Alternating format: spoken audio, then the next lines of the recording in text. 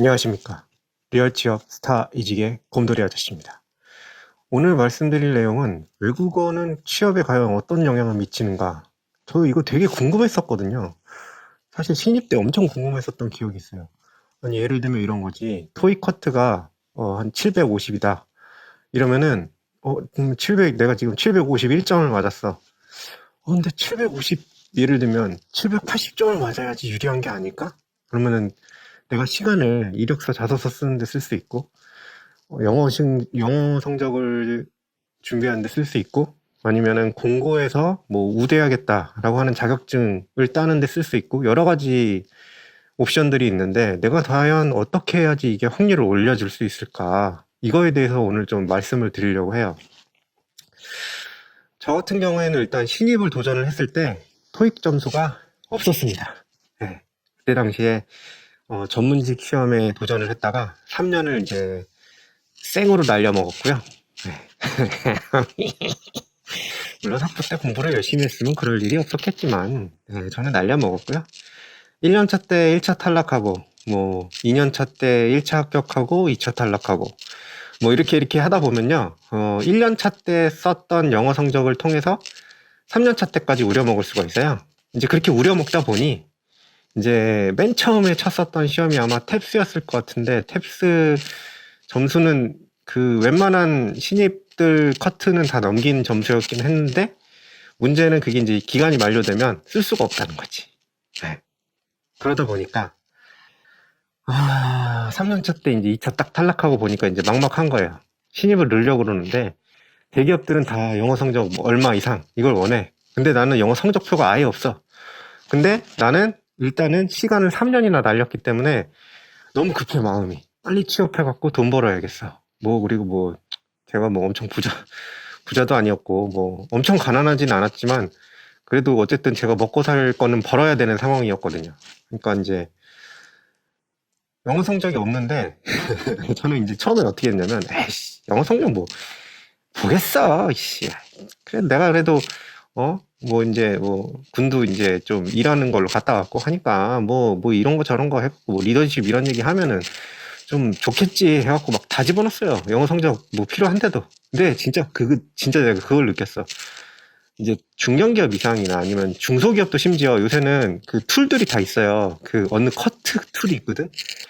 이제 지원서가 너무 많이 들어오면 인사 담당자가 그거 추려내는 데만 시간 다 쓸 수는 없잖아. 그럼 예를 들면 구글 폼에다가 뭐 몇 점 이상이라고 적지 않으면 아예 이 사람은 그냥 자동 탈락. 이런 기술이 있어요.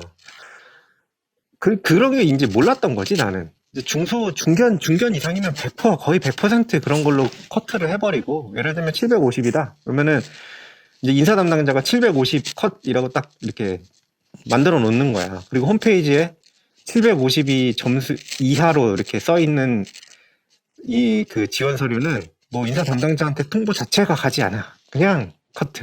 바로 커트. 네. 저 진짜 이걸로 엄청 떨어졌어요. 엄청나게 떨어졌고, 결과적으로는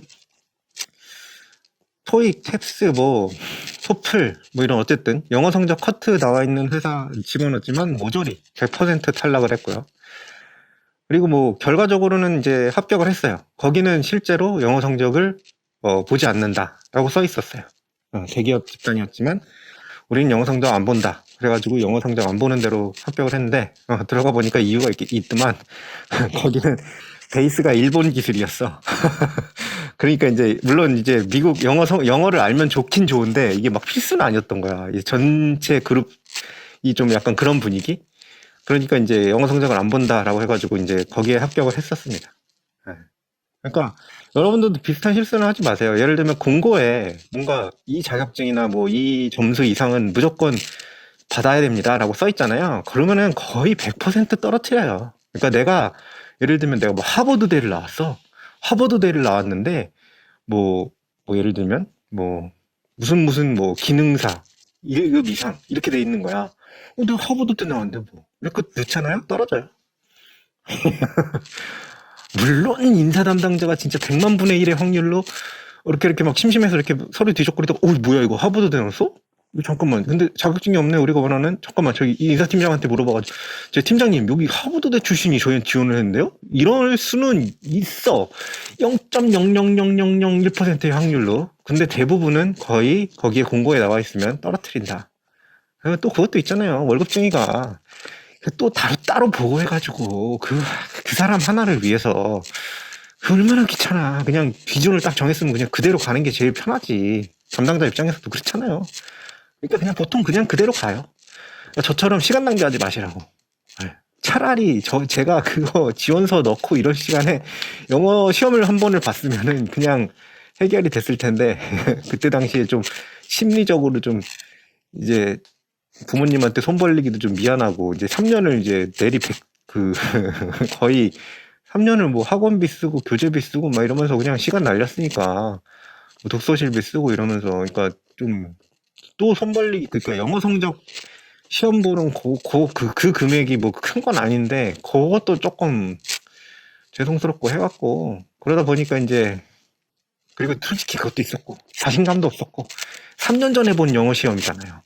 그 전문직 시험은 영어 관련된 게 하나도 없었거든. 그러니까 이제 자신도 없었고 그러니까 이제 안 봤지 아예. 예. 어차피 좀 영어 실력이 떨어졌을 거는 거의 자명한 사실이라서 영어를 아예 본지를 않았으니까 좀 여러 가지 사정으로 저는 안 봤지만 만약에 그랬다고 한다면 차라리 그 시간에 공부를 해가지고 시험을 봤었으면 아마 중고 신입으로 굳이 그렇게 안 가도 되지 않았을까라는 생각이 듭니다. 네. 여러분들은 좀 그거는 좀 생각을 해주셔야 될 것 같아요. 근데 그건 있어요. 맨 첫 번째 제가 말씀드린 게 있죠. 만약에 내가 750인데 751점을 맞았어. 컷이 750인데 751점을 맞았는데 내가 이거를 700 예를 들면 900으로 올려야 되느냐? 저는 솔직히 이거는 되게 중요하지 않다고 봐요. 예를 들면 이런 거야. 750이 기준인 회사는 영어를 좀 일상 업무에서 조금 쓸 수는 있어요. 근데 이게 뭐 필수는 아닌 거지. 750 이상이면은 어느 정도 우리 업무 할 수 있어. 이러니까 그냥 여기다 이제 공고를 한 거거든요. 그러면 751점짜리랑 900점짜리랑 다른 조건이 완전히 동일하다. 진짜 완전 똑같은 사람이야. 막 무슨 뭐 도플갱어야. 이러면은 당연히 900점짜리를 뽑겠지만 이 세상에 그런 사람은 존재하지 않아요. 네. 이 세상에 그런 사람은 존재하지 않아. 저는 그렇게 생각해요. 그래서 751점을 900점 만들 시간에 차라리 거기에 나와 있는 우대 조건 있잖아요. 예를 들면 뭐 활발한 뭐 직원을 뭐 더 선호한다. 이러면은 차라리 활발한 직원을 선호한다고 한다면 저 같으면 아르바이트를 하나를 더 한다든지. 그죠? 활발한 그 성격이 필요한 아르바이트. 뭐 에버랜드에서 춤춘다든지. 차라리 그걸 토대로 뭐 뭔가 자소서를 업그레이드를 한다든지. 왜냐면 팩트 기반이어야 되기 때문에 진짜로 그걸 해봐야 돼요. 그런 식으로 하는 게 낫지. 그거를 751점을 900점으로 만드는 게 숫자적으로는 되게 뭔가 이렇게 내가 성취한 것 같고 이렇게 해갖고 뭔가 그 회사가 더 대단하게 볼 것 같지만 그렇지도 않아요. 네. 물론 이건 있어요. 회사가 영어가 진짜 필수야. 진짜 이게 막 되게 중요해. 영어 실력이 되게 중요해. 뭐 아다르고 어다르잖아요. 우리 말도 아다르고 어다른데 영어도 단어 하나 선택에 따라서 어떤 그 뉘앙스가 완전히 달라져요. 저도 외국계 기업 재직하면서 알게 됐는데 굉장히 많이 달라져요. 그게 미국인한테는 그리고 외국인한테는 좀 확 다르게 느껴져. 물론 동양계통 영어가 제2 외국어인 애들한테는 솔직히 거기서 거기야. 걔네들끼리는 서로 잘 알아듣는데 원어민한테는 이 단어 하나가 완전 다른 얘기거든. 그런 직종에 있는 사람들은 영어 실력이 굉장히 중요하지. 그런 직종으로 가겠다. 예를 들면 번역이다. 이러면은 무조건 높을수록 좋은 거지. 당연히 높을수록 좋은 사람을 뽑으니까 거기는. 근데 그게 아니다. 예를 들면 제조업이다. 제조업이 뭐 영어로 먹고 살 건 아니잖아요. 무역 영어 정도만 할 줄 알면 된다. 그럼 무역 영어만 할 줄 알면 돼요. 그런 식으로 좀 이렇게 생각을 하셨으면 좋겠어요. 높으면 높을수록 좋은 게 있고 이게 높아도 거기서 거기 이런 게 있으면 거기에 이제 투자되는 시간을 따지셔서 차라리 다른 항목으로 어필을 할 수 있으면 그쪽으로 가는 게 더 좋습니다. 네. 오늘은 영어 성적을 어디까지 준비를 해야 되는지 한번 그 기준을 한번 말씀드려 봤고요. 구독과 좋아요, 알람 설정 부탁드립니다.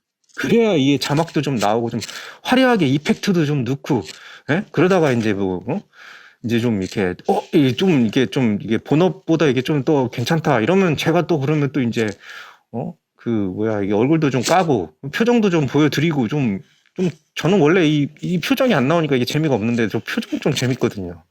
좀 부탁드립니다. 도와주십시오. 감사합니다.